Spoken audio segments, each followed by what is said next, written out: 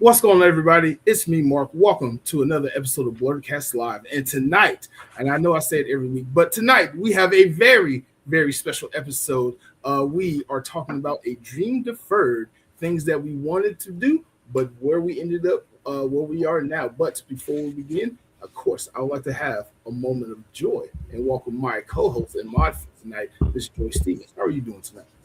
I am doing well. Glad to be here. I'm excited for this conversation tonight because I identify a lot with what we're going to talk about. But my name is Joy Stevens. As Mark said, I have a YouTube channel called A Moment of Joy. You can catch today. As a matter of fact, I just dropped a new episode about what not to do in your resume. But aside from that, my passion is finding out what other people are doing and how they got there. I love this sort of interview. So that being said, we have a huge roster tonight. Rather than me spend all my time talking, I'm going to ask you all to introduce yourselves, and I'll start with on my screen. I have Afua next to me. If you would be so kind. Hello. My name is Afua Richardson, and for the past 20 years, I have worked as a comic book artist for Marvel, DC, Image. I've worked on Spider-Man Across the Spider-Verse, HBO's Lovecraft Country, and predominantly Black Panther, World of Wakanda. I'm also a writer and cosplayer. It's hard to call myself a cosplayer, honestly. I'm not as amazing as some of the people on this roster today, but I do my best. You do your best. And I have to say, I have a disproportionate amount of your artwork hanging up behind me. You can see it over there. And then your Orinthia Blue, I have that. It's off screen. But got a lot of stuff. I just thought about that. So welcome. Much. Thank you for giving my artwork a home. Not a problem. And next up, we have Sebastian. Hi, guys. My name's Seb, and I run Stranger Comics. I guess I'm mostly known for the fantasy world of Asunder, and a character called Niobe. This girl right here. Blip, blip, blip, blip. So we've been publishing Stranger Comics for 17 years, which is bonkers. And we just dropped our first an Afro anime sizzle trailer for the animated feature, and in development now with Viola Davis to make all the things. So exciting times at Stranger Comics. Yeah. Thanks for having me. Well, welcome. Glad to have you here. We'll keep going around clockwise, for me at least. Alan. What's up, guys? My name is Alan Z. I'm a musician and actor. So on the music side, I have music on Netflix, the CW, and HBO Max and stuff like that. On the acting side, I'm really excited to announce that I'm in the new Boots Riley movie, I Love Boosters, with Keke Palmer, Demi Moore, Lakeith Stanfield, Don Cheadle, Will Poulter, Taylor Page, Isa Gonzalez, Naomi Aki. There's a lot in there. And the official trailer actually just dropped today, and I'm in it. So I feel really good because like I hate when I tell people this and they're like, "Oh, sure, Alan." And so like nobody like believed me until like they see me, and now they're like, "Oh, I saw you in the film." So I'm really happy that I made the trailer so people can stop thinking I'm lying. But so I'm very excited to be a part of like such a huge, like massive, like masterpiece, and I'm excited for you guys to see too when it comes on May 22nd. That's awesome. I'm gonna be like, I knew you win, and this congratulations. Yeah. Cutie Pie Sensei. Yeah. Hi. So I am Cutie Pie Sensei on the internet. Y'all can just call me Jasmine because I feel like it's weird to call anyone Cutie Pie in real life. So my name is Jasmine. I didn't think about that before I chose my name. I am a former senior concept artist for the game Smite, so it's my job to like draw all the cool skins and stuff in the game. I am most commonly known as a professional cosplayer online, as well as the CEO of my clothing brand Fearwear, where we create pop culture inspired clothing pieces. We have a brand new collection coming out literally in the next couple of weeks that I am not allowed to talk about yet, but just keep your eyes peeled on this space. Follow Fearwear if you're interested, and we are still doing some stuff with My Hero Academia officially with Crunchyroll and Toho Animation, and I am the first Black woman to have a official partnership with Crunchyroll and Toho Animation, so it's been very, very exciting. So yeah, lots of things. Congratulations. Yeah. Okay, and last but not least, we have Kumu Manu. Oh, well, hi. I am not as creative as all of you. I work in corporate America as a lawyer during the day. And then outside in my very public life, which is like private from the offices, I get to direct and I'm a fight actress. I'm one of the highest ranking females in the Hawaiian art of Lua, which is the only indigenous art, warrior art, the people of Hawaii, which was nearly lost, and women have been erased from storytelling, like all of the other indigenous women warriors in the last couple, 3 centuries, I would say. I've also earned my PhD in metaphysical counseling, which I have several books. One is based solely on the weaponry of our art. So lots of sharp teeth and wood, rocks, and natural weaponry in honor of my late teacher. But the last two that I have been able to publish is the archetype of the women protector, because we're not used in the same way as male warriors, and then the butterfly effect. So if you're familiar, it's the stages of transformation and making it more of a religious practice versus a one and done type thing. And so I get to impact media in different ways, specifically having to do with warrior women and us finding our voice. And so that's how I get to impact the world these days. That is amazing. That is awesome. That is awesome. Thank you for everybody in the chat. Thank you. Welcome. Welcome. Thanks for joining us. I'm happy to have you. We'll be taking questions from our audience. So if while we're talking, you have an idea or you want to find out more about anybody on screen or have a question for everyone, feel free to ask the question. But I'm going to start with my first question, which is, considering the discussion for today is a dream deferred, what pivots and alternatives has your life taken so far? What did you want to be when you were young? When you say, I want to be this when I grow up, what was that? And how does that track with where you are?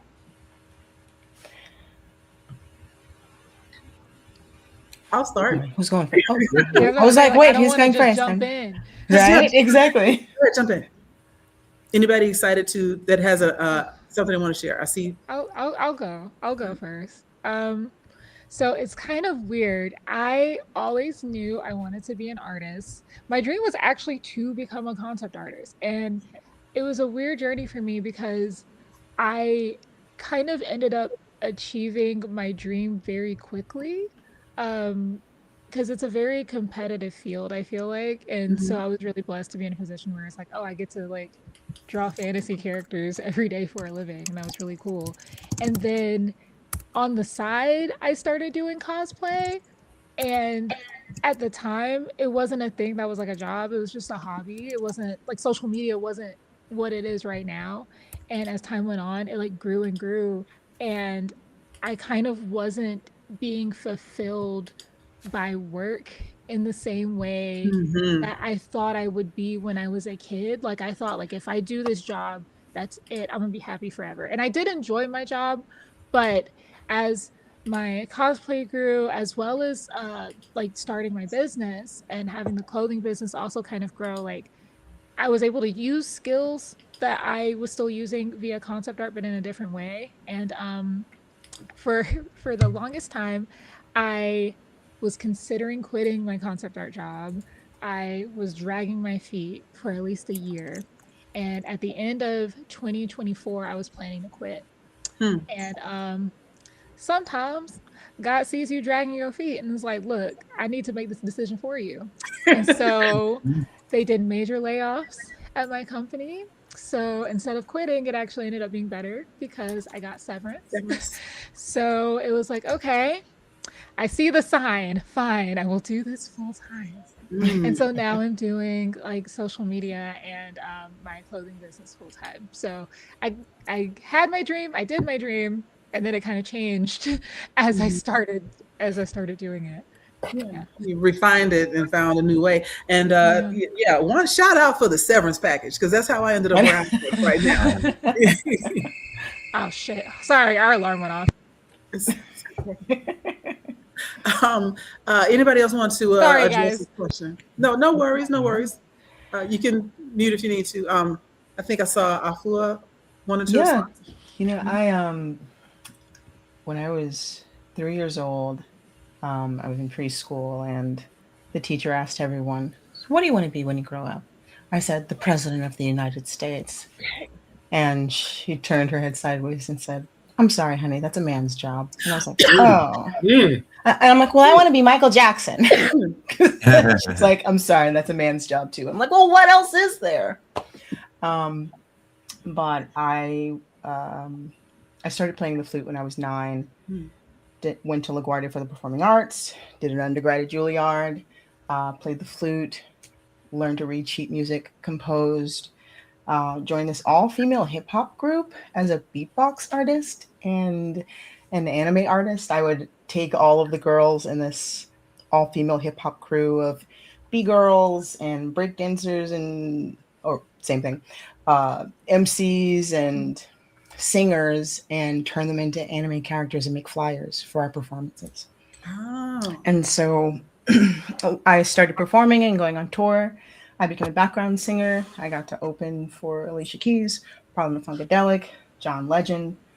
I'm dating myself. I was on Soul Train, Late Night with Jimmy Fallon. You wanted to waste your life being president. What's wrong with you? I felt like the music that I wanted to make, which was more like electronic neo soul pop, didn't really exist in that time, so it wasn't really easily understood by the record executives that I was trying to explain it to, because that was the gateway I had to go through in order to make it. But since I already utilized graphic design and illustration in my job, going to a comic convention, I was like, wait a second, you don't have to have a manager to make a demo, to get a showcase in front of an A&R, to speak to the head of Sony. You can just walk up to your favorite artist and have a conversation. This is crazy. So I went to New York Comic Con when it was just in one tiny room, and there might have been 50 artists. And I just started speaking to people, having conversations, asking them how they liked working in this business and what I could do to become a better artist. And they were very gracious, some more so than others, but they were very kind. Brian Stelfreeze, Sanford Green, Karan Grant, even Neil Adams, Gail Simone, Celia Kyle, even Aletha Martinez was the first Black woman I saw sitting behind a comic book table, and I was terrified. I was just like, there she is, a unicorn in the wild, and it's her job to just ink Iron Man. There is no backup. This is just her job. And she granted me the psychological permission to even try to become an artist. Because I didn't go to school. I was completely self-taught. And so some of my friends were comic artists, and they introduced me to their editors and writers. And my first anthology was for Image Comics on a book called 24/7, written by Ivan Brandon, about everything alive in New York City being robots. And it was just slice of life stories about these different robot relationships. And after that, I just started getting cover after cover. I was still working as a singer, but I just felt like I couldn't be myself and be successful there. I couldn't just be as I was. I had to lose 40 pounds. I had to get paired with a rapper. I had to sing things that, wasn't really my style. Right. But in comics, I could just be. I was like, I can just be what I wanted to be and make what I wanted to make and be hired to do that. And so I'm like, wait, all I have to do is be better? Great. Great. I'm in classical music, where if you have to battle to the death for the 2 spots in the Philharmonic, I'll happily, not compete and just compete with myself and try to be the best person that I can. So while I was working at a Jingle House, which is a production company in Soho that makes music for commercials, I was voice acting for commercials, which is basically singing like everything but how you sound. Right. Like you have to sound like everybody else except genuine you. And during my lunch breaks, I learned Photoshop and taught, and just on your try to breaks. improve. Yeah, on my lunch breaks, I taught myself Photoshop, having like office jobs, and then I just started getting hired more, and it made more sense to do comics than it did music. So 20 years later, here I am.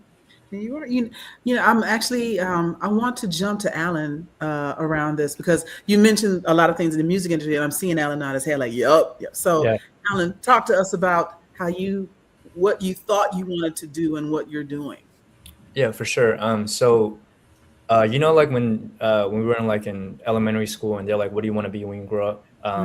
In like third grade, I wrote I wanted to be a rapper, and that has never changed, right? For like the longest time, and I've always I told myself, I'm like, like when I get older, I'm gonna get signed by Eminem and Dre, because at that time, like it was like the 50 Cent machine, like that was what I wanted in life, and I was like severely bullied for just this dream I had, and I never stopped because I would just constantly chase this dream, and I would like audition for labels, and I would go I would do ciphers, I would battle people like 13-year-old Alan, just like in like a nightclub, just like battling, and I just wanted this so bad, right? And up to college, and I would like get offers from like major labels, and the first time I had like I guess like a real shot was this group called Full Force. If you guys remember, like they were Yes, like, I know Full Force very well. Kurt from Full Force like found me on YouTube. He's like, "Oh, this guy's like raps like Eminem. He sings like Chris Brown, and he's Asian." He's like, "We need to do something with him." So I did like a development deal with him. And then the first thing like he said was like, "I mean, we want you, but like you're Asian. What are we gonna do with you?" And so for a long time I was just in limbo, right? And then I switched over, and I was under management by the business manager for Entre 3000 from Outkast. Same thing. They were like, "Oh, you're Asian. I don't know what to do with you." And mind you, this is like before K-pop. I'm much younger, and so I kept being told like I will never hit mainstream because of my race. It was consistently like, you're everything you want. You're talented. You're good looking.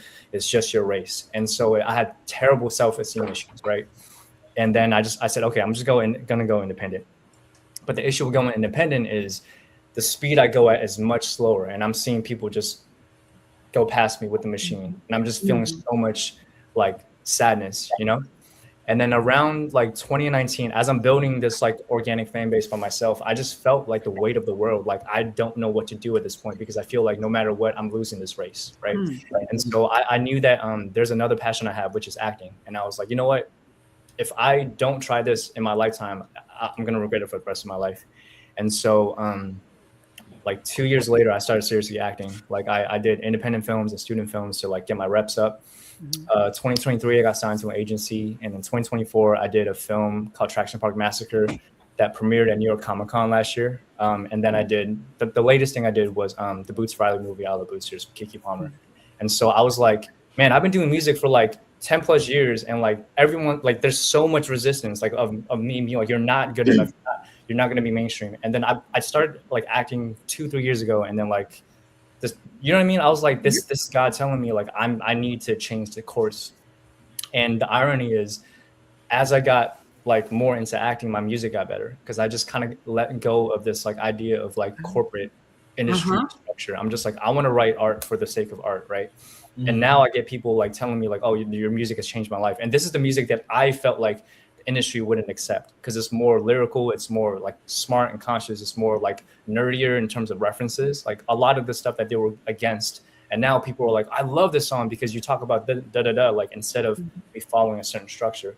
So I think the dream deferred was, okay, like even if I don't become like a huge like artist in the mainstream sense, if I can hit it as an actor, as a filmmaker, then I still feel like, like I did my part as a, my contribution to the world. And you could turn it around like Jamie Foxx, because he wanted to be a singer.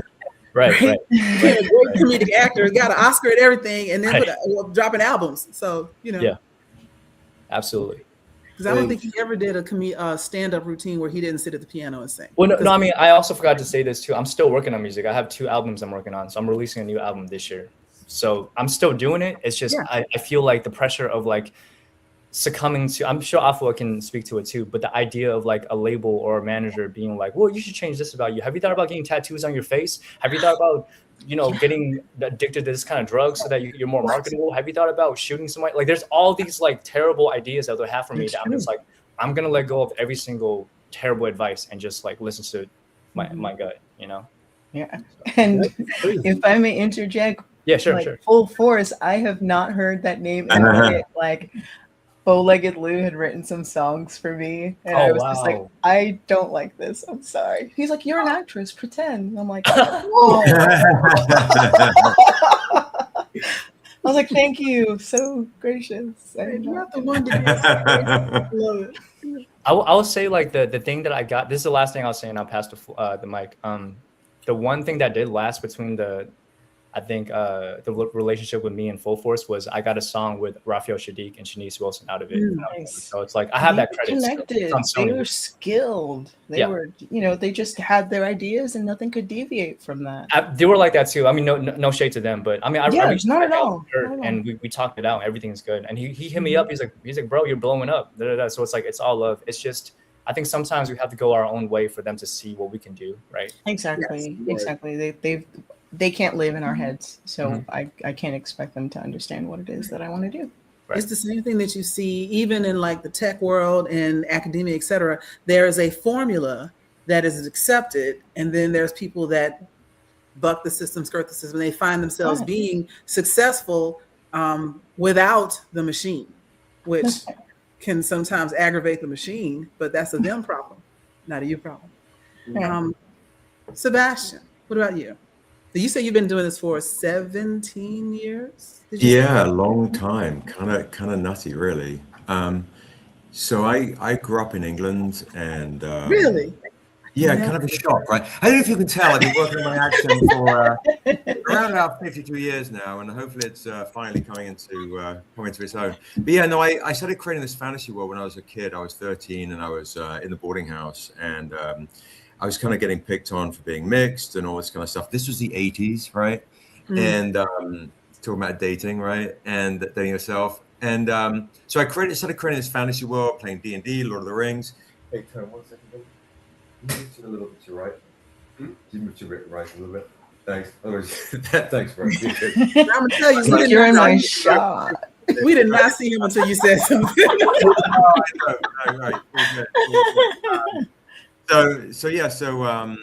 So I started creating this world to kind of hide within, a little bit. And I started creating this character Niobe to, I guess, take on my insecurities and my fears, but also my wrath onto her winged shoulders. And as I grew, she grew with me. And the world I was creating around her kind of grew. And then I moved to America when I was 18. I wanted to be a famous movie star. Maybe you can tell by this angle, it did work out. I started acting, doing a lot of modeling, GQ stuff when I was young and pretty. Back in the days, I did like about 100 commercials and things. I don't know. But I had my first love was music, all day music. And so I started running a record label. I put out 25 albums, historical albums in blues, jazz, funk, soul, rare beat, stanky funk. So we're regarded as the premier record label if you wanted to have a audio encyclopedia of roots American music, you came to my label, MVP Records. And during that time, I was creating these worlds and things, and I started, and then Napster came along and said, "Hey, we can download all this stuff for free. You're in trouble, kid." And during that time, I was doing a lot of live action playing, like hitting people with rubber swords in the forest and dressing up. I would say not really a cutie pie, but more of a deranged, my mom's bathrobe running around in the forest kind of guy, and created kind of a cult following in live action role playing. But I started shopping around these ideas that I had for my fantasy world to different publishing companies. And a lot of them were like, I didn't want to run another company again, right? Running a record label, as Alan and Afua could probably tell you, the record businesses, record people are shady, right? It's Right. True story. I have many a story in every type of scary situation you could imagine. I was like, I'm gonna make comic books. That seems fun, and I'm gonna pour all of my creations into these worlds. And I grew up loving comics. So to kind of answer your question, I think I wanted to just tell stories. And I found myself telling stories through the compilations of the music that I felt like a bit of a gatekeeper into. If you want to learn about Alex Coltrane, you want to learn about Robert Johnson, you want to see how the world kind of connects, and I'd write the album liner notes. I thoroughly enjoyed it. And so transfer that to me writing my first script, and my mum said, "You should be a plumber." You don't know what you're doing. And I was like, thanks, Mum. I can barely hang a picture up, but I'll just continue with this journey. And so every different publishing company I took Niobe to in the world of Asunder, they said, Black comics don't sell enough. Female-led comics don't sell enough. Fantasy comics definitely don't sell enough unless it's a one-off. And I'm like, I'm doing all three. So I stuck it all on a credit card and going through a tough situation at the time, sleeping in my car and the office and all sorts of craziness I was dealing with. I was like, I'm going to start my own company to protect the integrity of Niobe and the rest of the world of Asunder that I was creating, which I modeled Stranger Comics on 3 companies. HBO for storytelling, the Deadwood, The Wire, Sopranos, Taschen for presentation. Like, this is our new hardcover, which plug is currently on Kickstarter right now, which is a beautiful, look at this dust jacket right here. Look how lovely that is. Crazy stuff. I wrote this with the actress Tuso Mbedu from The Woman King. We went to Comic Africa, kind of crazy. And so, yeah, we started telling the Marvel universe of fantasy. We've been optioned by HBO, development, all that stuff. So all that to say is I feel like I'm kind of living the dream on a credit card budget, doing it the independent way and not independent Silicon Valley funded, independent. Right. Not venture capital funded, yeah. Yes, it's all funded by WonderCon last weekend and on to the next, But now we're at HBO. No, HBO. Now we have our big deal with Viola Davis, which is amazing. She did the forward in one of my books, and I get to direct the live action feature for the first comic I ever wrote. And I'm directing the animated feature Afro Anime that I'm producing with a South African production company. And it's just all going together now. Absolutely. I love it. How you. Well, the story. Thank you. You give me a couple of things I'm going to come back to in a second, but I want to make sure please how should I pronounce your name? I don't want to mess it up. Are you talking to me? Yes, ma'am. Oh, okay. Manu. So elongated A. Like Afu, I probably say in the more Polynesian way. So if I say that incorrectly, please forgive me. Go ahead, Joy. What were you going to say? I was going to ask about, I know you said you're a lawyer by day, yes. But was that your original plan? And how is that helping or hindering your heart's desire? So Afu and I had the same. I was 6, though. I was a little bit older than her. There was a bully on that. And I'm probably the oldest one here because I hear you talking about the 80s and I'm a 70s. So, that awful metal thing that spun out of control on the playground? Yeah, I burned many a thigh. Yes. Yeah, 1st grade, there's a bully. And, he was saying that I was a loser and, all this stuff. And he's like, what do you want to be when you want to grow up? So I said the president of the United States. And so we have that in common. We're presidential sisters. But that would never happen. We see what happened the last election. But anyway, internal racism, I get this all the time. Well, from it within my own family. So I really grew up believing that I was supposed to do what I was told from, my mother's era where, they just got a credit card in 73, the right to an abortion in 74. I do not knock my mother's generation or prior to. They are why we're here today. I don't know. Having a daughter young, really just changed my focus. It was really good. I didn't care to be alive. When I found out I was pregnant with her, she changed my life.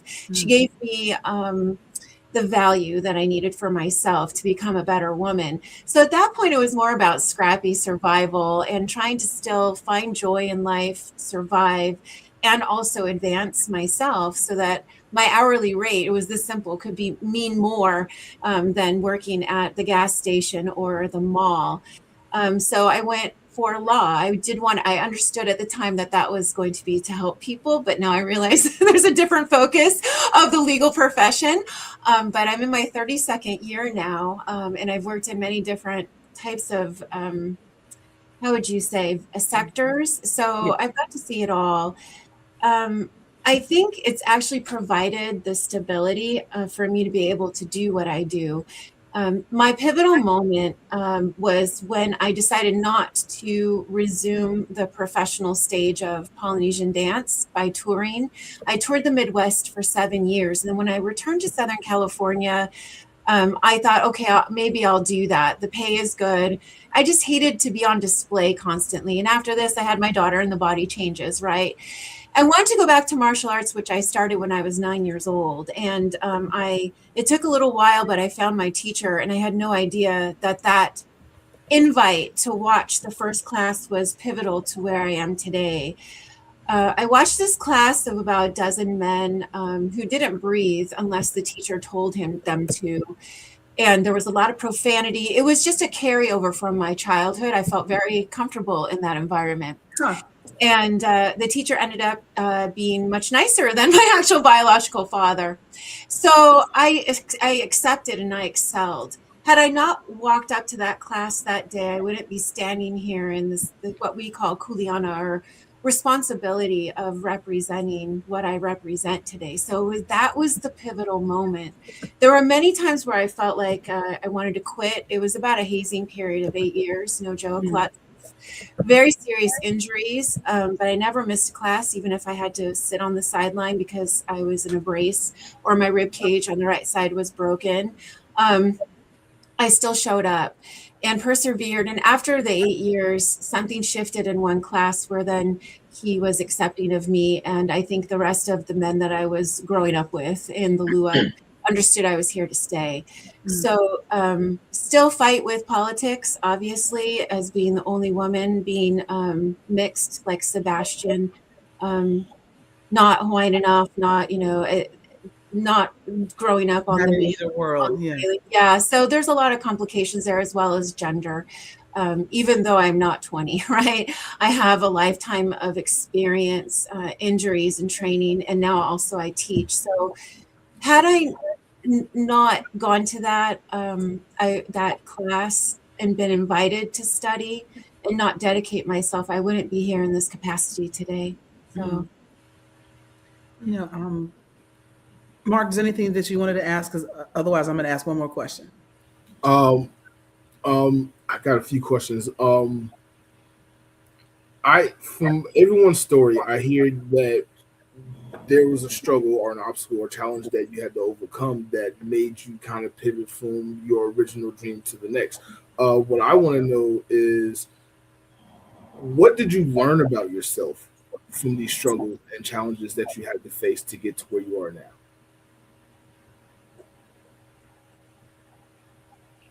I love the contemplation on everybody's face. Like, One thing I learned about myself was how much I was not willing to compromise.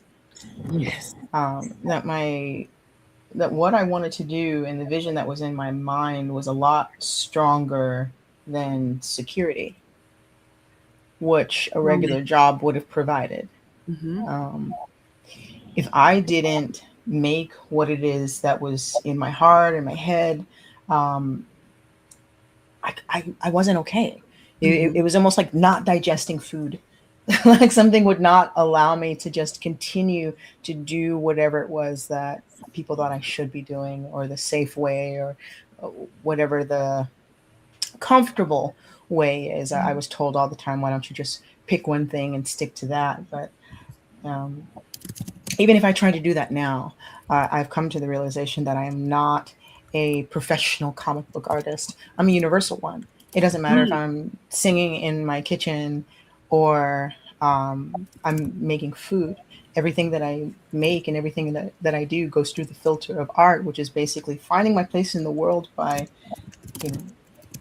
creating beauty, creating an environment, engaging senses, and doing things that helps me understand myself better, and hopefully someone else will understand that and feel that too.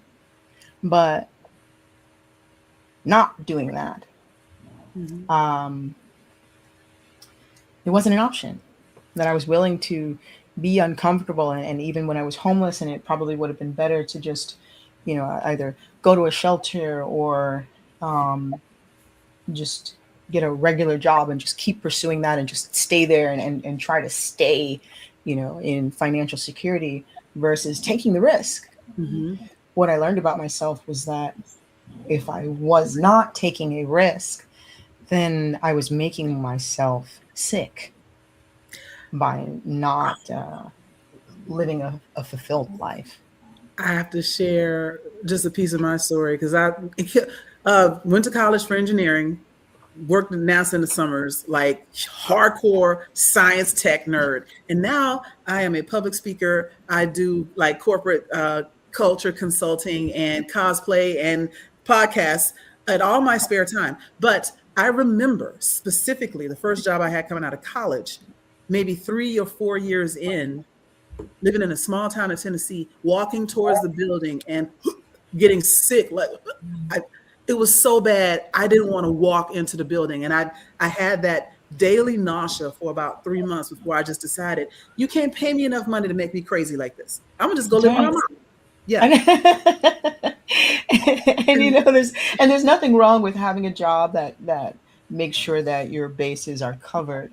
And at every job that I had, I learned something different about how to be of service and how to, structure my own business. But at the end of the day, there was always a goal of this is temporary, being a part of someone else's team to structuring my own. That was always in my line of sight, even if I had to stay someplace for a couple of years while I funded my own projects, while I got new gear, while I bought a computer, while I, got good enough to be able to charge to sustain my life. But in that interim, there was no staying here. I had to get to the next level of the video game. I haven't found the boss yet, but my HP and NP is pretty high. Gotcha. I want to add to Mark's question, because I heard from several of you, the history of living in my car, not knowing where my next meal is coming from, trading off, stability for self-fulfillment. And where did you find the audacity to push away the parents who tell you to just go get a good job, the friends who think that it's a pipe dream, everyone saying that this isn't a real thing that you want to do? How did you get past all the naysayers? And this is for anybody that wants to answer. I'm going to jump in. It's in spite of. It actually is fuel, because you're like, you're not going to tell me who I am and what I can do anymore. There comes a period in time where external noise, distraction, and these projections they just don't mean anything. It actually helps you buckle down and helps you gain additional clarity to know which way you should move. And then you're taking full responsibility for those decisions, and it really helps us become, I hate to say the word, but it's true, like this personally sovereign, where you realize you're independent regardless of what people think about you, what titles and roles and functions you have for others. And you really start to stand on your own and live just authentically. And that's my opinion. Mm-hmm. I like that answer. Let your haters be your motivators. They are, aren't they? Oh, man. And it's constant, so you have constant fuel. I'm just saying, yeah. I kind of think that, I kind of look at it like this, where if I have $100 and my enemy has $1,000 or $1, I still have $100. So why do I care what my enemy has or is doing? Mm-hmm. If I have $100 and my friend has $1,000 or $1, surely I should wish for my friend to have $1,000 so I can support them and be happy for them. But I do often find it is our friends who are the most jealous and can come at an angle without even realizing that a lot of people have so much self-awareness that some of the bitterness can creep in and those types of things. But I'm very from the James Brown school of I got mine, I don't worry about his, that I need to focus on myself. So we kind of liken it with all the various dramas that we go through in this wacky industry, that we're in a little boat and there are these whirlpools that come up and they're all distractions that you can get sucked into this whirlpool or sucked into this whirlpool, and just kind of, stay the course for what moves your soul. I mean, I think the ladies, described it, so eloquently. It's nourishing for the soul, and you have to do it. I think one thing I found out for myself is I liked to pretend without realizing it was because I do love seeing in our booth, we have cosplayers coming up going, sometimes elders coming up crying, going, "Don't give up, young man. I never saw this when I was a kid. And you're doing this." And I sometimes say I'm about the same age as you are, but thank you, But there's a selfish desire, and it comes at a cost. So when people ask me what's the hardest thing, and I say, "Oh, it's time spent away from my family," it's more so it's their time that I'm sacrificing. Huh. So while I'm focusing on my dream, I don't believe in chasing dreams or chasing people. If they ghost you, they ghost you. That means they're dead to you. You work on your stuff, and dreams are work, right? It's get up and putting the work in. But it comes at the cost of, my son's mum said to me once, it's your morality with needing to protect your vision and your world to do good for the world is costing us the ability to sometimes pay rent, eat food. So how moral can I really truly be? Mm. So when I comes back to my vision or my creations and so on, and I have to truly take that to heart and honor, like I don't play this. This has to be, this is it. This is all in. Otherwise, I'm doing a disservice to my loved ones as well as my creations. Mm-hmm. I just want to say, like, you guys are incredibly brave, because I think for me, my story comes from kind of the complete opposite side, where I have anxiety. Like, it's very easy for me to be scared of everything and to overthink everything. I go through every single possibility, and I always think like the worst thing is going to happen. And so when it came to like getting to where I am now, I started off doing everything the right way, which was like, I did really well in school. I went to Georgia Tech. I graduated. I met my husband. He worked his engineering job.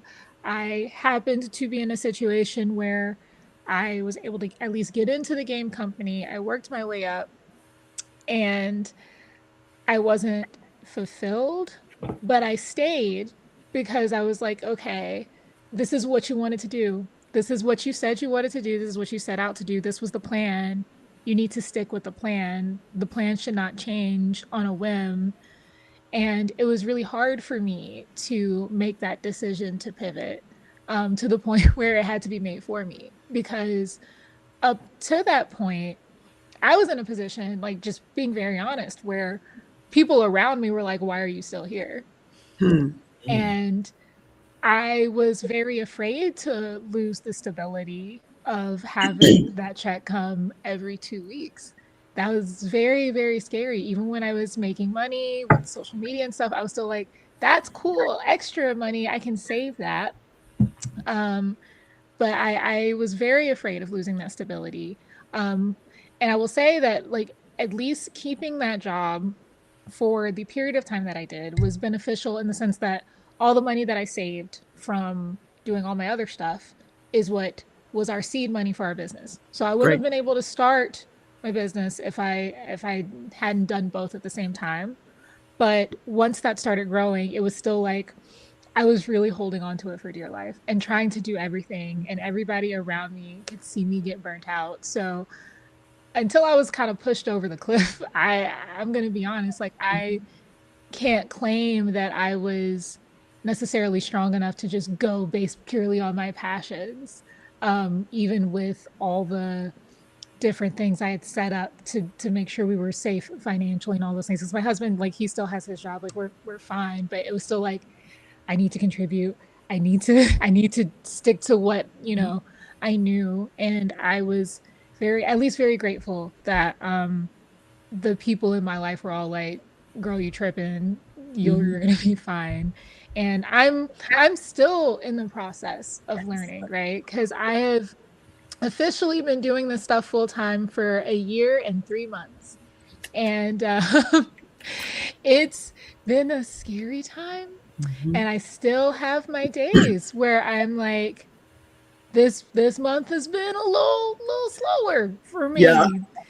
Like this past couple months been a little slower for me. And then you get a couple months where things are amazing, and it's like that gotta float you. And I'm still in the process of like getting used to those ups and downs. Mm-hmm. Consistency is something I like. I have a thing with control.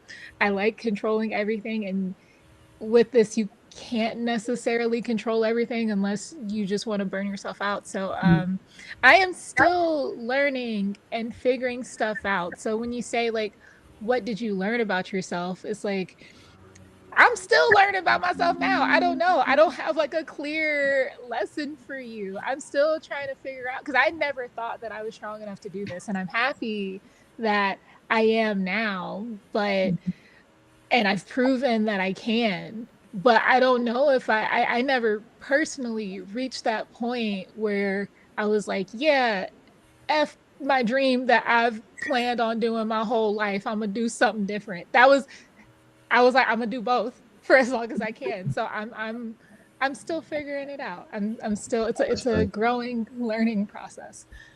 If you don't mind, I'd like to commend you because I hear you saying I never thought I could, or but you are. You currently are. And I didn't know if this was right. I mean, even God, the universe, and told them, pushed you out there like, girl, go do this. Yeah. And then to have people, because I'm hearing from, and I've experienced myself, other people naysaying and telling you this is never going to work. But the people around you told you, you're tripping, go do it. You Yeah. can do this. And so, the universe, the cosmos, however you want to look at it, the powers that be made Yeah. sure that you had the opportunity to go this way. And so I commend you for not rejecting all of that support, because some people would have been like, nah, I need a day job, I'm just gonna let go and forget and continue to self-flagellate for the rest of my life and something. Yeah. No, know, that's fair. That's fair. My circle is very important. Just from my husband, he is my rock. He has supported me so much through this. My parents, grandparents, like literally, like the day I got laid off, I remember just being like, even though I had planned, I was like I'm gonna leave this job at some point, and I hadn't done it. So getting laid off was like, oh, okay. And I was in tears. I was crying. I unconsolable. Called my mom, and she's like, okay, you'll be all right. I was like, oh, all right. Thought you would get on to me for losing a job, but okay. Click. Call my dad. Hey, dad. Oh my God, this stuff happened. He's like, okay, well, you doing good, right? Well, you got a husband. You'll survive. I'm like, oh, okay. Click. It's like, why are you so calm? Talk to my husband. He's like, we planned for this. You wanted to leave eventually, right? So we'll make it work. It's fine. And so I was very blessed to have people who believed in me and saw all the work I was putting in up to that point. And was like, okay, she is serious. She just needs to push. And everything, happens for a reason. I was also very thankful for when it happened too, because everybody got laid off while I was on a month-long vacation to South Africa. So they didn't lay me off till I got back. So I got 2 extra weeks to plan as everybody else. So vacation and then I was laid off. So it's fine. It's fine. It worked out the way it was supposed to. And that was kind of the thing that it sort of happened similarly for me too. I mean, during my lunch breaks, I was working on comic covers, but I didn't really fully commit until I was laid off, and I could have gotten another job. I had the opportunity to get another job. But I was just so tired of it. I was just tired of not making what I wanted. And at the point that I got laid off, I had the opportunity to create my first cover-to-cover comic, and I was just like, critical choice here. All right, so I'm gonna take the path that is still has a bunch of weeds on it. I have no idea what I'm doing, but you're doing it well. I'm not gonna learn until I try it. Yeah, his choices. And if it doesn't work out, I can get the other job, or I can just try to find something else. But I gave it a shot, and I'm glad that I did. My father, he was an oil painter. I say was, he still kind of paints now, but he's a physicist. He worked on the Hadron Collider project when it was here in the States. He taught at West Point. He's a sculptor, and I never saw him paint. And so when I was younger and I was drawing, he was like, Afua, there's no place for us in art. Mm. So, I there are a lot of artists who'll come up to me and say, well, my parents just don't get it. It's like, it's not that they don't believe in you. They don't believe in the path of art, because it isn't a straight and narrow one where you go to school and you come out on the other side with skills to not only create things, but have a creative business. Mhm. And so there's a lot of gaps between the creative world and the business world that I feel sometimes are intentional. And there are a lot of schools who are bridging Inception. that gap, Yeah. but it ensures that the artists are taken advantage of, and they don't know how much to charge and to sustain their worth, because art is not a talent, it's a skill. A talent is you have a knack for something. A skill is when it's a viable trade. And there's a guilt that's associated with charging for a craft, because it's like, well, if you love what you do, you never work a day in your life. It says no one on a deadline. Right, right. And so I like to help people make that transition from, like, okay, how can I do this? And speaking to comic book artists like Neil Adams, people who have a lot of he's a person who was very outspoken about the rights of artists. He was very grumpy and people were afraid to speak to him. But I asked him, I said, well, I'm not good enough or experienced enough. Not that I'm not good enough. I haven't been far enough along in the path yet to receive the compensation that I need to live in an apartment in New York City. How can I get there and employ my passions? I didn't say it that eloquently, but that's basically what I asked him. And he says, well, I work on commercial storyboards so I can draw Batman. I do it now. I will work on one commercial and that will sustain me for the rest of the year, but I do it because I love Batman. Do comics because you love it. Make stories that you love, share your experiences, share the things that you want to make, and find some way to sustain that. And then when you find when you find your audience, when you find those people who are willing to support you, throw everything that you have at it.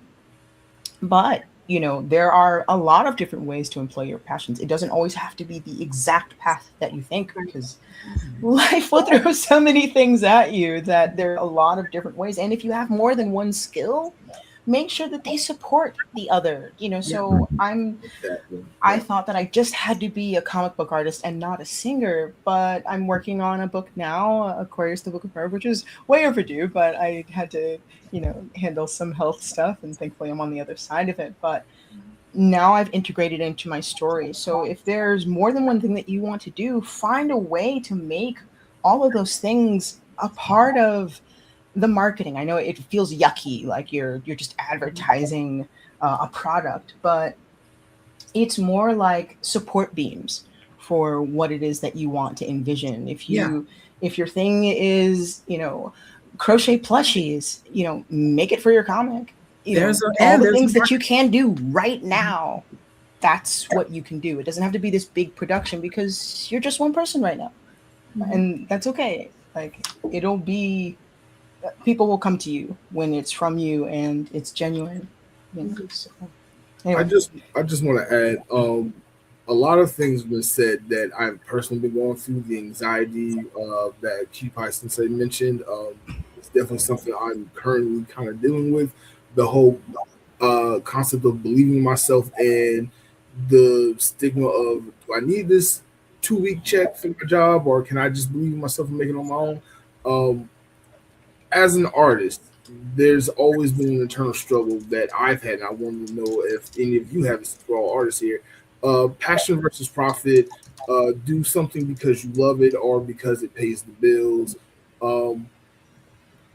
As an artist, are we our own worst enemies sometimes? Oh God, yes. Our hands never catch up to our vision. We always have these like amazing grand ideas, and then what comes out is just short. But you know what? That means that there's room for growth. It's not like, yeah, this is perfect. Okay, I'm the best thing ever. No, there's always going to be a gap between what you can do and what you envision. So that means that there's always room to evolve and change and expand. between you and this ever expanding vision, because you're changing all the time. Your experiences, your thought, your philosophy, hopefully for the better. And I feel like that mindset, at least for me, I don't know how it works for you guys, but it's like a blessing and a curse at the same time. Because, like, I consider myself to be a little bit of perfectionist and I'm very detail oriented, which is amazing when I am working on something like artistically. Like, that means the details are going to look good. If I'm building a costume, it's going to look fantastic. But on the flip side, it means that I am never going to fully love it because I will always be able to find a problem with it.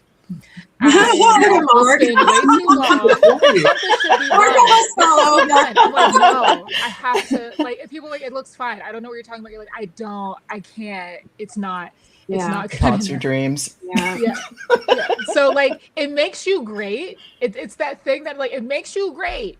And that's why your work is going to be good. But it also, you have to be careful and not let it hinder you and stop you from, one, saying something is complete and letting it go. Yes. And don't let it stop you from like potentially trying something new or making a change because you're like, I'm not going to be good enough. It's not going to be great enough. Like, because you got to get through that to get better.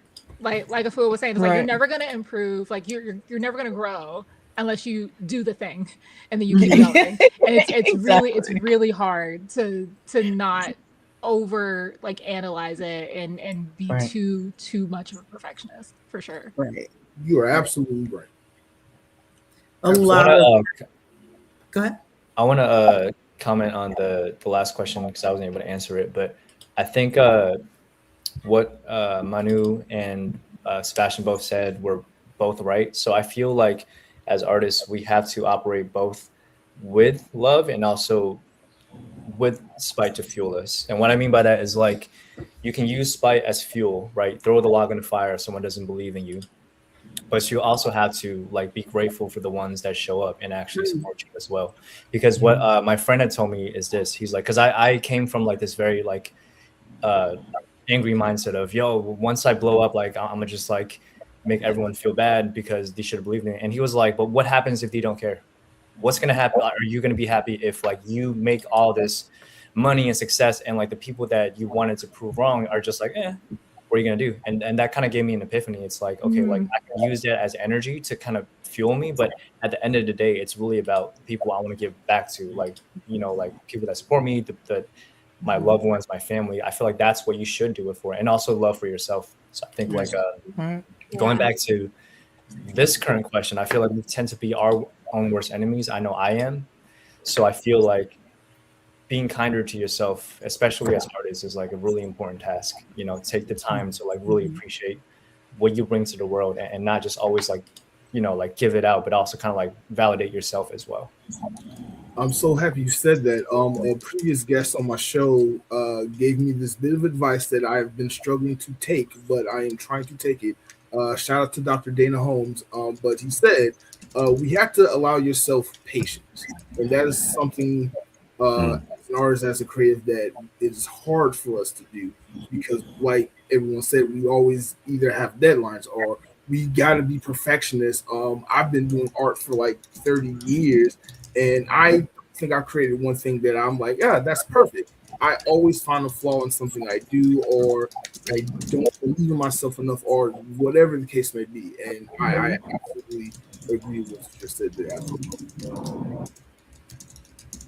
You know, one other discussion I want to have, and it's we've talked about it a little bit, but I want to put a point on it, and that is your support group. You know, who around you is lifting you up, letting you sleep on the couch, throwing your little money from time to time, you know, telling you not to give up, believing in you when you don't believe in yourself. What impact has that entourage or that group of people in your life, what impact has that, what difference has that made for you? If anybody can speak to like well, you know what, I'll start with myself because when I first started being an executive coach, public speaker, etc., I had a friend of mine who's like, nobody needs you to do that because people go to this other person for that. They can go to a psychiatrist or they can go to a pastor or a rabbi or whatever. And I don't know what made, well, I don't know where I found the audacity, but I was like, I don't even go to church like that no more. So they need to come to me. And I remember being told that I was wasting my engineering degree by wanting to do something that wasn't engineering. And I only ever got that engineering degree because they paid me to get out of Texas. That's why I went to college there. But how do you, now I have people, I remember my first clients. I remember, and I'm still friends with a lot of them. I remember people who, one of the first public speaking events I did, I couldn't make money from it because it was a nonprofit, but they gave me like the sandwich tray and the fruit tray when it was over, and I ate for a week on cold sandwiches and grapes. So, you do what you have to do. But I want to find out from you all, back to my thought is, what has your support group done to stand in the gap for you, as it were? Or do you have a support group? I can jump in on this one. It's a little, maybe a bit different for me, owning a publishing company. I mean, maybe it's the same. I don't know. I'll just say from my own experiences, I think the support that I've felt like I've needed to have in here is probably just from the people I only consider hearing from. But I have to be very, very guarded that, like, the person that supported me the most in so many ways was my mom and my two exes, and one is an ex, and my mom passed away, and my other ex passed away. So you kind of start to have to learn how to find that inner strength, like truly within, at least for me.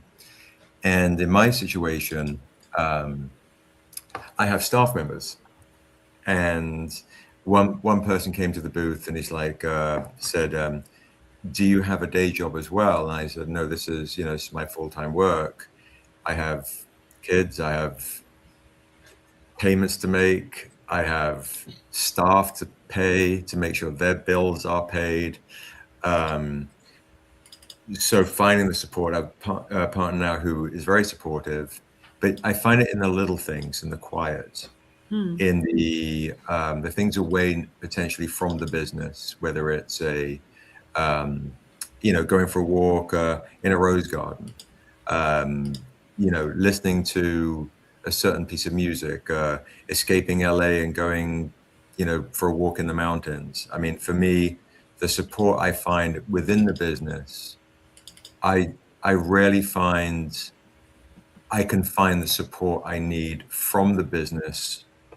If I allow that, the business, even friends, within the business who I love dearly, it's been a little bit of uncertainty here and there, a little bit of drama now and again. So I just think find it within, whether it's through, your meditation, I try and find the voice within, but within my support group, I have a very teeny weeny family, so many of my family have passed on or different countries, and I just, so it's individuals that, like, I just did WonderCon, and the guys that helped me in the booth, I consider them as close as family as I've ever had. So those moments are wonderful, but sometimes for me, it's the away, right? So I've got this extra burden of responsibility where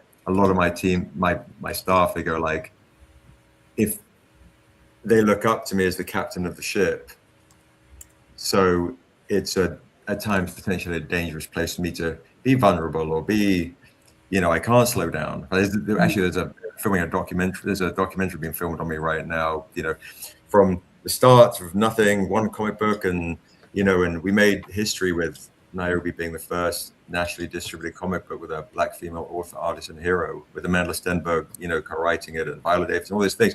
But you're not creating to do that stuff. You're creating to tell these stories. Mm-hmm. And then all the way up to HBO, it's about to get greenlit. Everything's going great, and then lose it all, and then nothing, and then you see certain people that have been supportive of you suddenly disappear, Mm-hmm. or talk mess about you online, or didn't even really have a deal. It's absolutely wild. So I think, not to get all, sappy or whatever, but I find it within the quiet. Mm.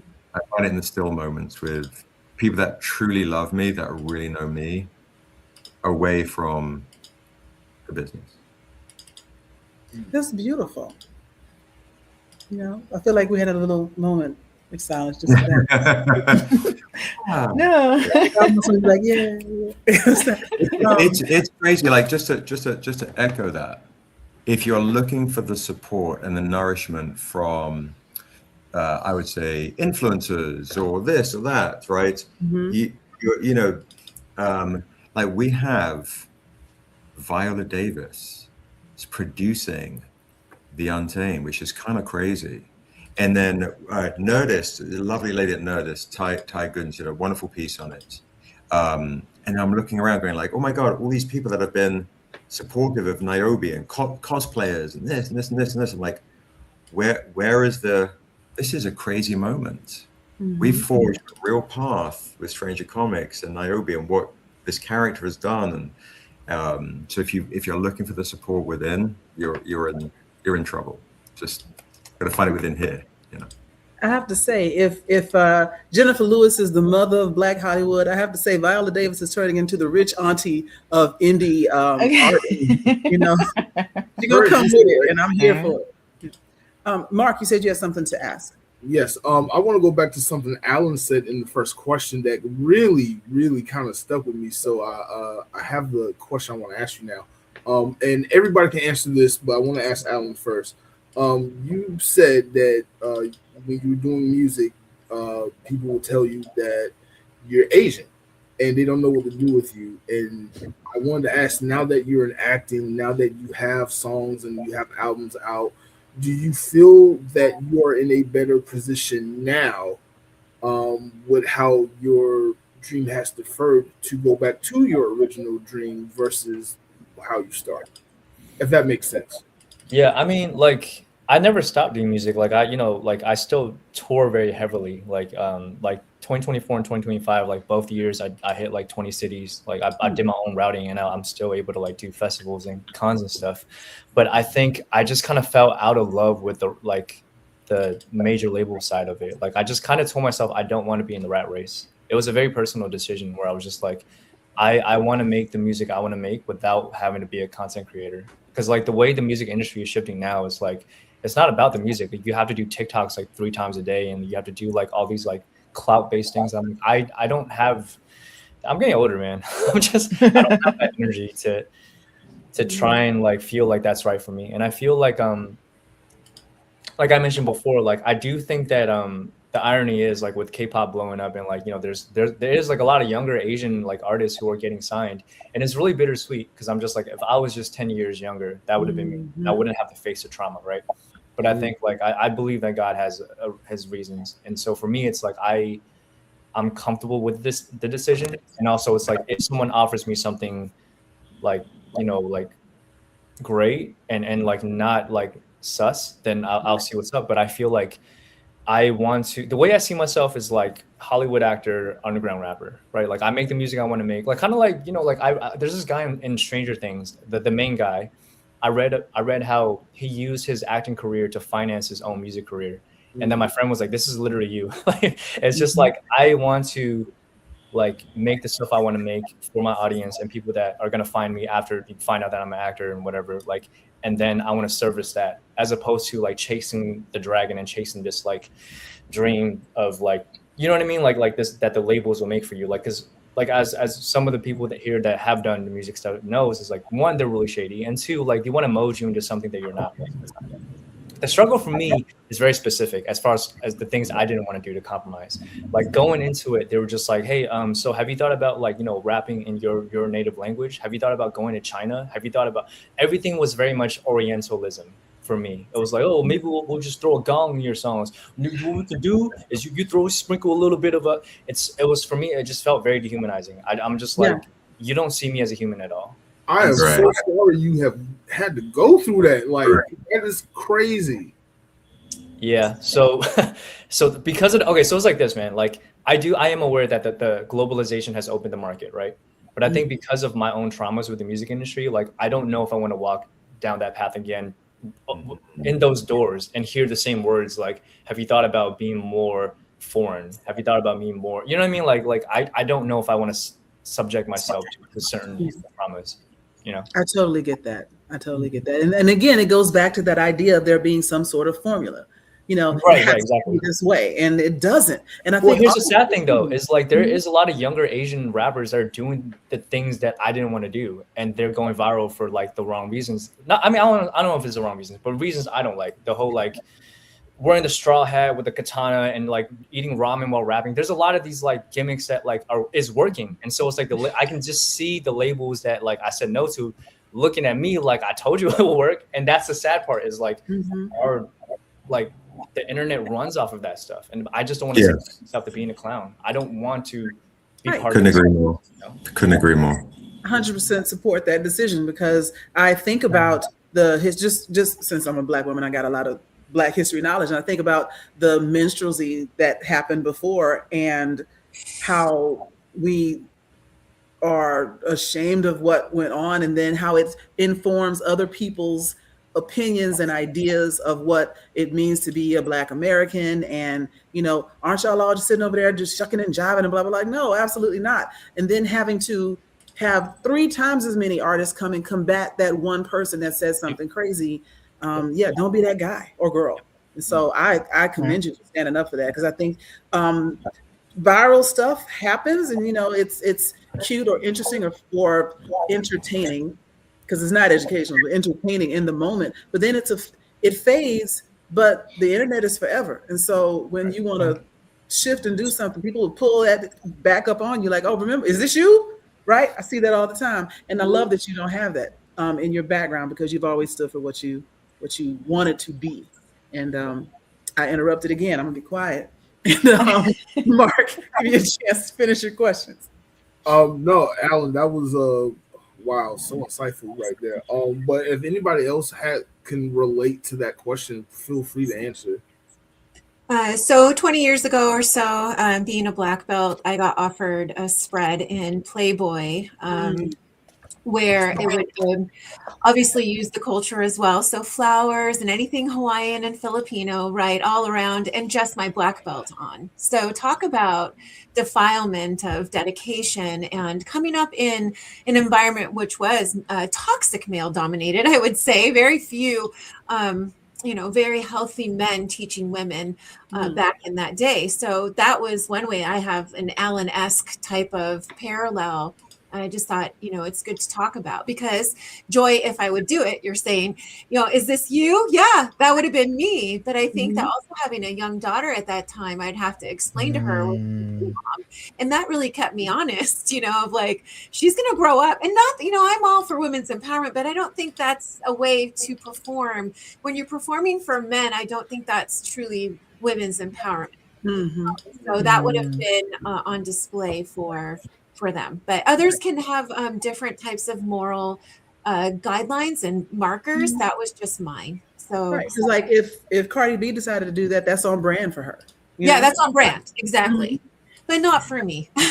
Not when I'm representing warrior women that still don't have a true voice in our country, let alone in the world. So yeah. Thanks, Ellen, for jogging my memory. It's kind of the difference between creating an archetype and a stereotype, where you get to be told by someone else what it means to be you, where in essence you're being rewritten. You're being told that all you are within the parameters of this box, and you can't do anything else, because that's not being authentic. Mm-hmm. And when the reality is, the cool thing about, being an individual who either understands their cultural history or has a composite of so many different elements of what makes them them, not only their heritage but their culture. I mean, it's different where you grow up, how the things that you've experienced, the things that you've allowed into your life to influence you and mold you into the person that you are. And now you're taking those influences and putting them back out. That it can be funneled in through a marketing machine, but you end up cutting your arms off to fit into this little box. Yes. And there's so much more to you, and there's so much more to being you that can be expressed. Like, look, you can be a warrior and a philosopher. You can be a poet and a pilot. Like, the parameters and those boxes are set by limited perspectives of what it actually means to be you. And artists who actually have longevity, we're talking about people who've created things that outlive them, they weren't necessarily concerned with what was already being done. Right. They were dedicated to saying, like, yeah, you know what, I want to make what's missing, and I want to make what I like. I want to make what's, what, like, I am willing to sit here and go down the rabbit hole on. And that's not going to be dictated by someone who, it's not that you can't get insight from people from a corporate perspective. There is some, there is something to be learned from every, facet of creation. People sort of look at the business aspect of creation and think that it's a negative thing. It's just when it tries to contort you into something that you're not, or saying that who you are as you are and how you choose to express it is not marketable, then it's really creating a limitation on the complexity of what you are by making you down to this little pejorative kind of symbol. And, like, shallow. No, right? Like, the fact that so many executives in different commoditized artistic spaces think that it has to be this way, and you have to have this That's story, right. and they're dumbing it down for an audience that is actively authenticity. Yeah. You know what I thought about is like, I'm just in my last thought, and I don't want to take up too much time, but I think what's weird about this is, like, we get othered, right? So it's like, as Asians, you get foreignized, you get this like Oriental vibe about you. As Black creators, you have, like, there's like all these elements of, you have to be hood, you have to be urban, you have to have fit, like trap, Right. whatever.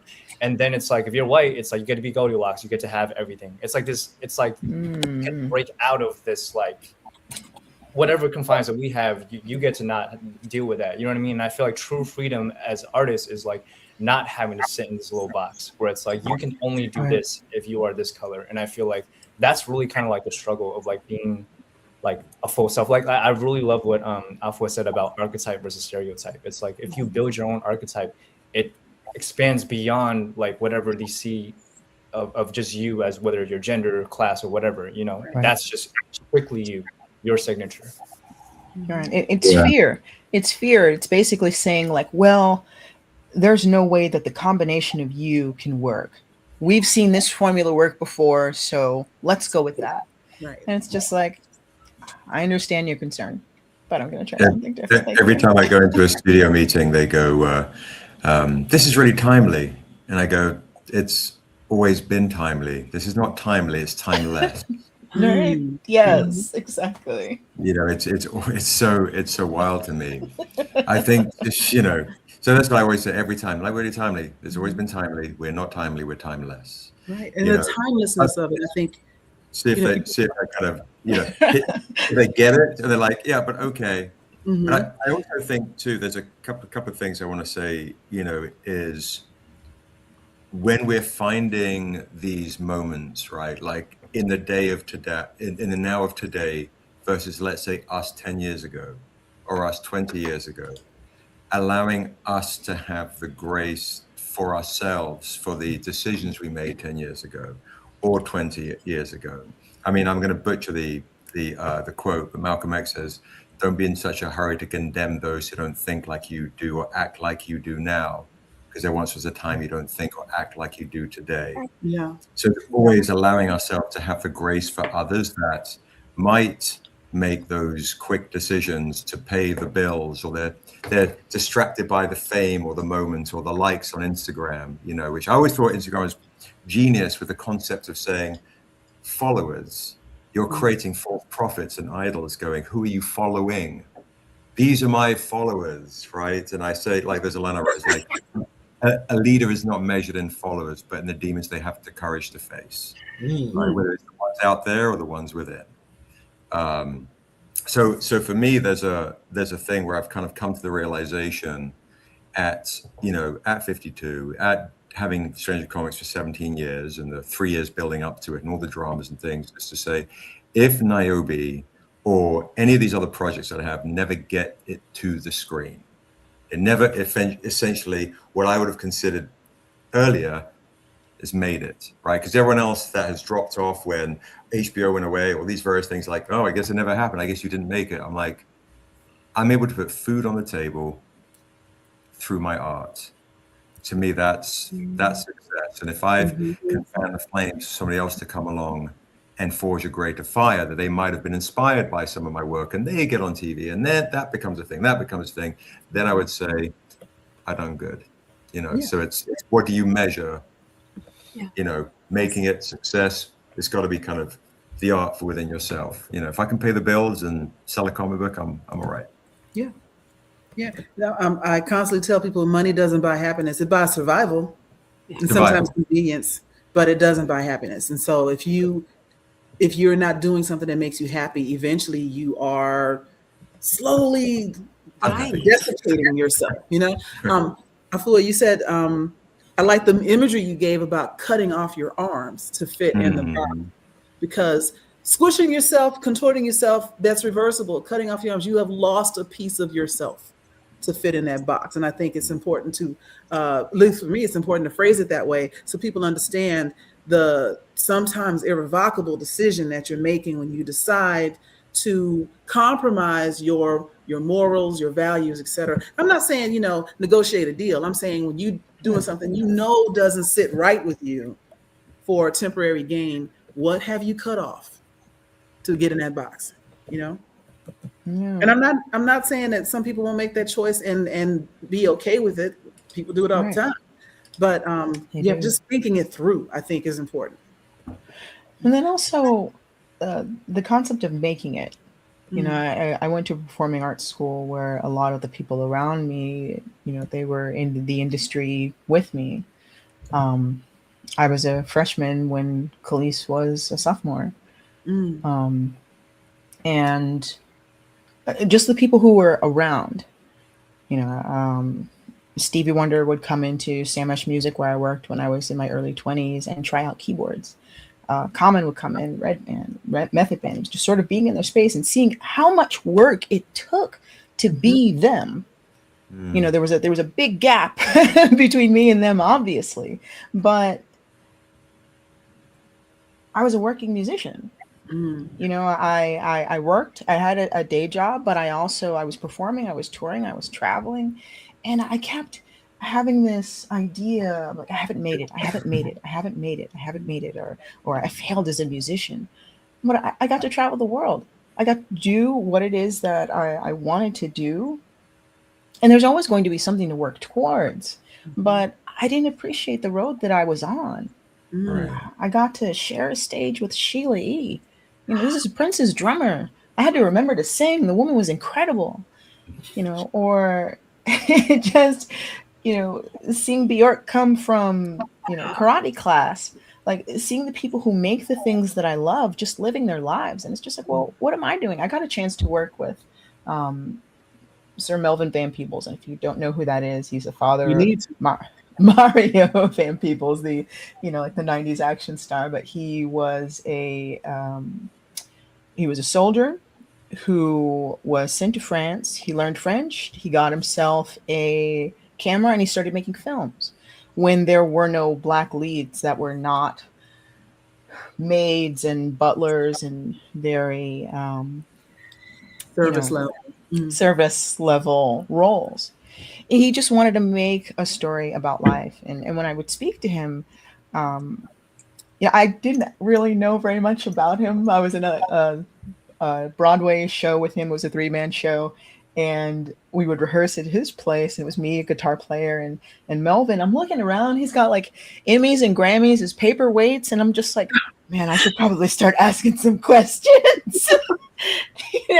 We were working on this play, and he's like, I like graphic novels. I think I'm going to make a graphic novel. And he just starts making one. He didn't know music. He understood the space between notes, intervals, like do, re, mi, fa. He would number them. He would compose music that way because knowledge wasn't going to be a barrier for him. He was just like, he was going to figure out how he was going to learn how to do the thing that he wanted to do. So I asked him, I was like, Melvin, has anyone told you to just pick one thing and be very good at that?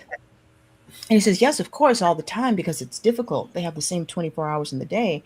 If being an artist and being a musician or a singer or a filmmaker or, a seamstress, whatever it is that you want to do were easy, like walking and talking on the phone, then no one would have anything to say about it. But because you dare to try it, they don't want to be made out to look bad.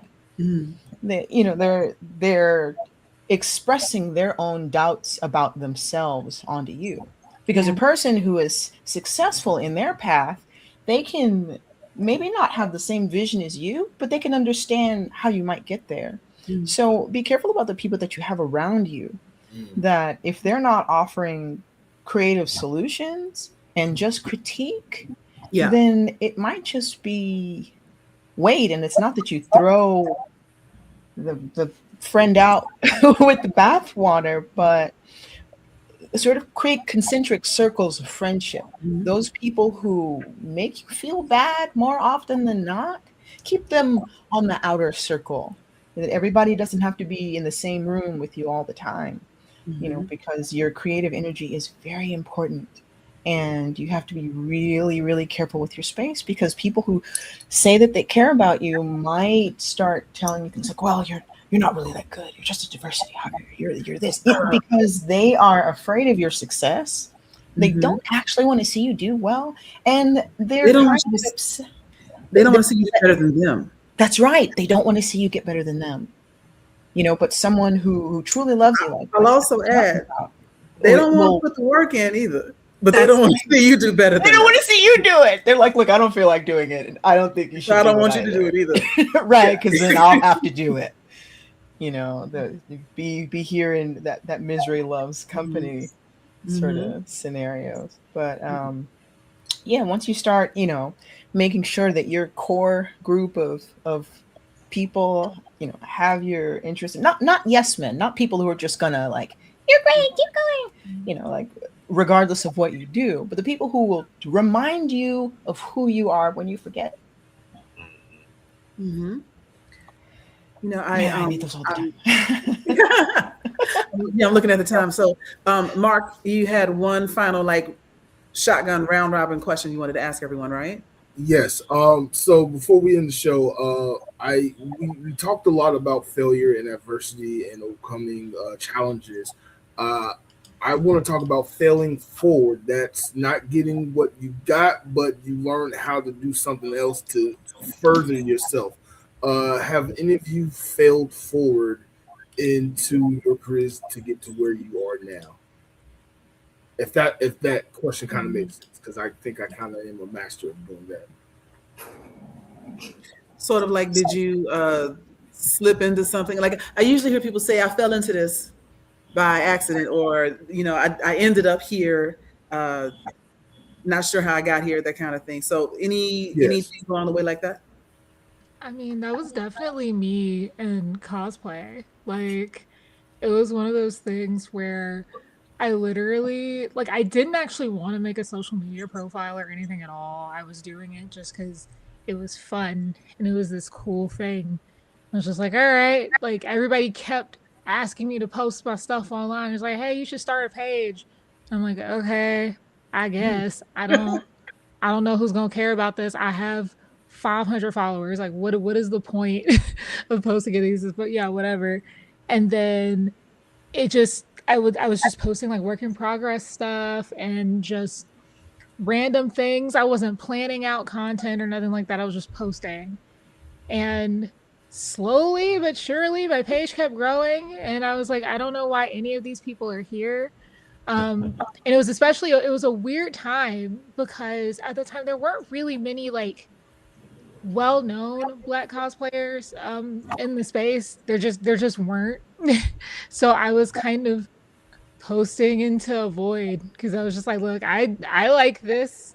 I don't really see other people online doing it like that look like me, but whatever. I'm just gonna do it. So I don't know if I would call it failing for it, but it was just one of those things where I literally fell into it. If you had told me back when I was graduating college, if you had told me like, hey, guess what? You're gonna be a professional cosplayer and people are gonna know you for making costumes and stuff, I'd be like, what? Why? I don't understand. Because I had to teach myself how to sew and stuff. It's just kind of like skills and things that I developed over time just because I enjoyed it. And I don't know, you just never know where life is gonna lead you, man. Like it just kind of happened. Because people ask me, it's like, oh, how do you grow a page? How do you become like, I don't know. I just did it. And then I just kept doing it. And then it turned into a thing. Yay. I think another big part of it is, and I've heard this from all of you, is a desire to be true to yourself. Like I'm doing this because I like it. Yeah. And then people that also like it find you. Yeah. Yeah. Exactly. Well, if we can, I'm gonna ask you one more question, and you can say nothing, you can say everything, or anywhere in between. But if you had it to do over again, and not like now, like oh, if I knew then what I know now, if you had it to do over again, starting from where you started, what would you change, if anything? I feel look at your face. Like for me, I wanted to be an actress when I was a little kid. And if I could change one thing, I would have gone to a fame school, like a performing arts school instead of science. Don't know where that would have taken me. I'm happy with my life now, so I don't regret my choices and everything. But yeah, that's something I might have changed early on in my life. Anybody else? I got you. This is gonna sound weird, but I would have not gone to college. And the reason why I said that is because I went to the Art Institute of Atlanta in the VRI. Take that at how you will. Want to be a media arts and animator and do comics and stuff. That didn't happen. And the other to be a video game designer and programmer. That didn't happen. I do photography and video stuff now. I could have just jumped into just doing that. Very true. I probably would have gotten into music production and not tried to explain my vision to record labels. Just made it myself. But music production has changed so much from like big studios to home personal studios. So I would have learned something that would have become obsolete, but just the skill of being able to make my own, I would have maybe not have tried to pursue the path. But I don't know if I would be who I was if I didn't. So yeah. I would have taken those piano lessons. I'm pretty comfortable with the path that I took, even with all the bad things that might have happened, even all the struggles that may have happened. I think those experiences helped me grow as a person and become who I am. I don't think I would be where I'm at if I made any different decisions. And I am happy with that. Good. So all the stuff I would just have to just suffer again, but I know I can make it out okay, so I'd be fine. I don't think I'd change. Yeah, I agree with that. I feel like I always complain to my friends and I always say like, I wish like I would have just started acting earlier and moved to LA, but I feel like I probably would have got burnt out really fast too, like when I was younger. So I feel like much like what Jasmine said, like I feel like there's no point in looking back because it's like everything that we encountered and overcame made us who we are, and it's like you can't change that, and like those lessons that we learned, like it's like those are priceless, right? And I feel like sometimes you what you don't realize in the moments, that's what you really needed to level up. So. Very good point. Very insightful. Yeah, for me, I think I'm kind of like a furor with I wish I'd done more piano lessons. I wish I'd, spent more time in the creative, less on the business. It's been a very hard juggling act, Hmm. honestly, to write stories, create, run the company, business things, drive a truck, load a box, back to creating, sweep the floor, sell at a convention. Just the balancing act has been really, really difficult, honestly. I think you know, there's a line I wrote in The Untamed that says, regret lingers longer than sin. And so I try not to have any regrets, and try not to focus on the sins of my youth or my past. But if I was to look back, I can say I spent too much time focused on trying to um, save people in my personal world or get distracted in this and focus more on myself. I think it'll be a little bit easier, you know. But some of these stories, kind of like what Alan's saying, the stories that I wrote came later in life, and I needed to endure what I endured to write the stories I've written today. I do have one quick question, and just to throw it out there to Jasmine, at some point, I'd be honored if you cosplayed Niobe, and I don't know how to go about that. Let's talk. Let's talk. You We'll exchange info. We'll have a conversation. We I'd be got it. super psyched. And by the way, just to also let you guys know, Afua did one of the very first ever renditions of Niobe. So I've known Afua for many, many years, and she is an absolute gem and treasure. Yeah. Well, we actually are a little bit over our 90-minute goal. I know that we asked you all to be here with us for about an hour and a half, and so I'm not going to drag this out because I could talk to y'all all night. And our audience is loving it. Thank you for everyone that is watching with us. But I want to make sure before we go, I know some of you have your call signs, whatever you call them, on screen. But tell everyone where they can find you if they want to follow you, follow your journey online. I see.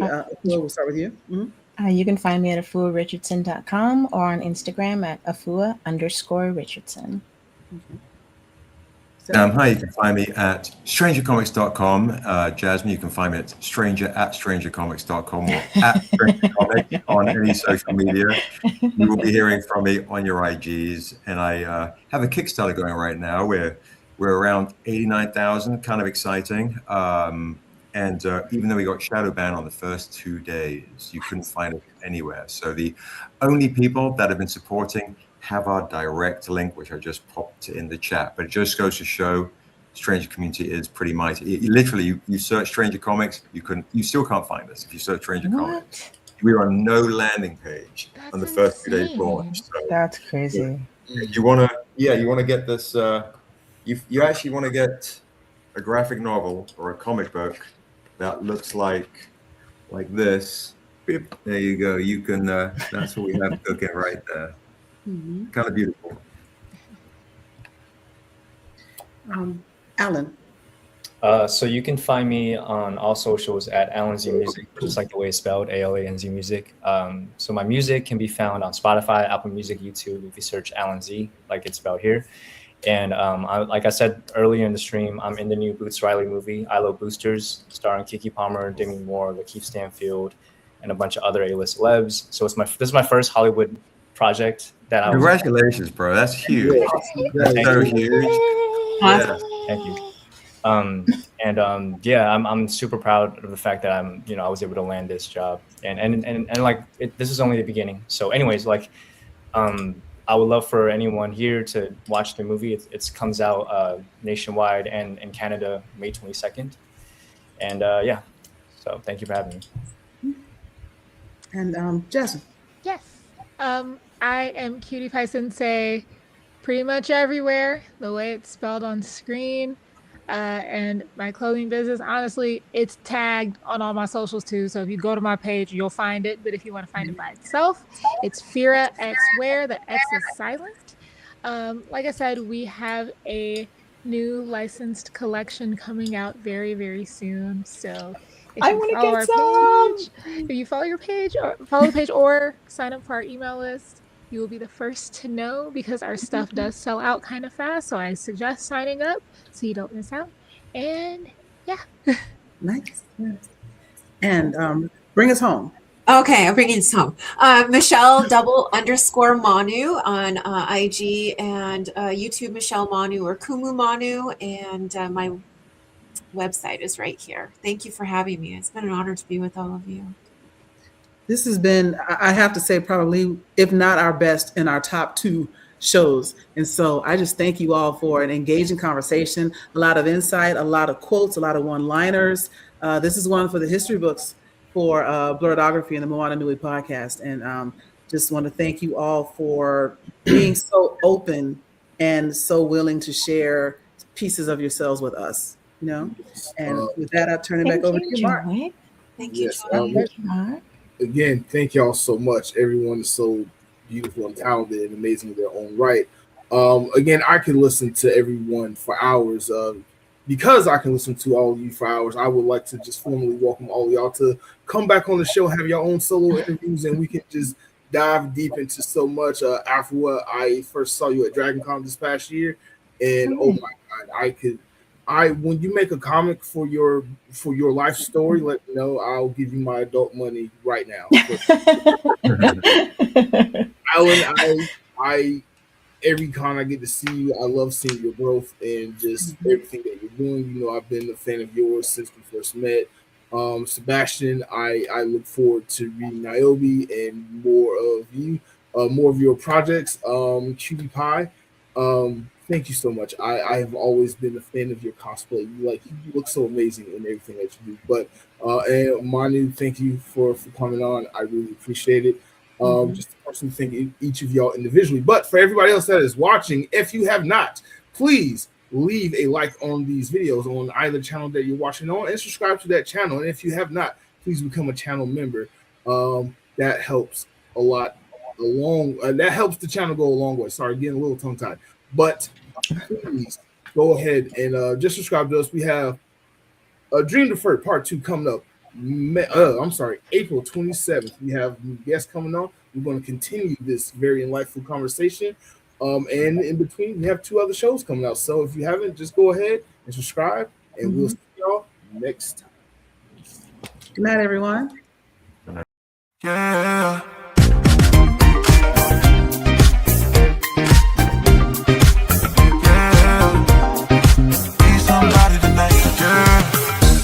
How you move it, how you wind it up.